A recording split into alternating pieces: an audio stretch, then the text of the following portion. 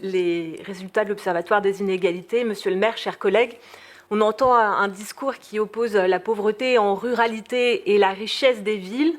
Ce discours participe parfois à justifier des baisses de soutien financier au motif d'un rééquilibrage nécessaire ou des ponctions financières ciblées sur les grandes villes. L'ancien gouvernement lui-même le sous-entendait dans son projet de ponction des recettes de 450 plus grandes collectivités, dont Brest fait partie pour son feu projet de budget pour 2025. Ce discours est battu en brèche par la réalité des chiffres. Vous avez sans doute vu les résultats de l'Observatoire des inégalités et le très éclairant, je dois dire, dossier du Télégramme à ce sujet. La conclusion du directeur de l'Observatoire est sans appel. Si on se réjouit d'apprendre que la Bretagne est la deuxième région la moins pauvre et inégalitaire de France, l'Observatoire indique aussi massivement la population pauvre vit dans les villes, une majorité dans les grandes villes comme la nôtre. Les personnes pauvres en Bretagne se concentrent en effet en nombre à Rennes, Brest, Lorient et Saint-Brieuc. Brest est la ville du Finistère où le taux et l'intensité de la pauvreté sont les plus élevés.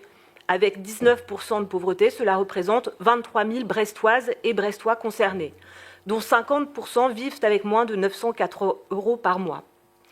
On en conclut que la solidarité est donc bel et bien le pendant logique de l'attractivité, du dynamisme urbain et des fonctions de ville métropolitaine. La ville est un espace d'opportunité, elle joue donc un rôle pour l'accueil, pour le Finistère, d'accueil et d'organisation des solidarités pour les Finistériens qui en ont besoin, jeunes, étudiants, apprentis, familles monoparentales, exilés, chercheurs d'emploi, chercheurs de formation ou de logement social.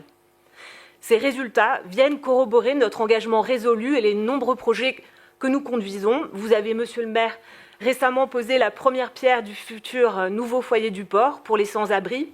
Ce projet permettra d'ouvrir le foyer à la mixité. Nous y travaillerons. Il participera donc en plus à la promotion de l'égalité femmes-hommes.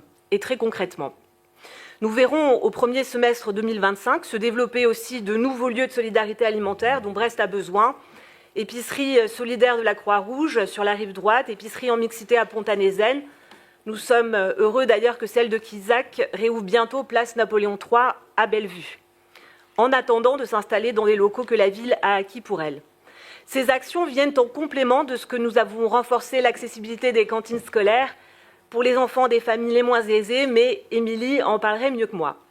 Nous aurons en 2025 aussi le plaisir d'inaugurer le CCAS rénové et présenter un projet territorial des solidarités qui a été co-construit avec les partenaires, les habitants et les associations.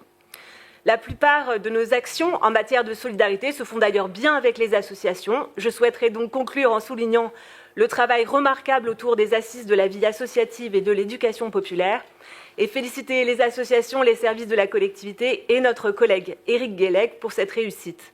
Son point d'orgue, il l'a souligné, est la charte d'engagement réciproque qui sera proposée entre la ville et les associations.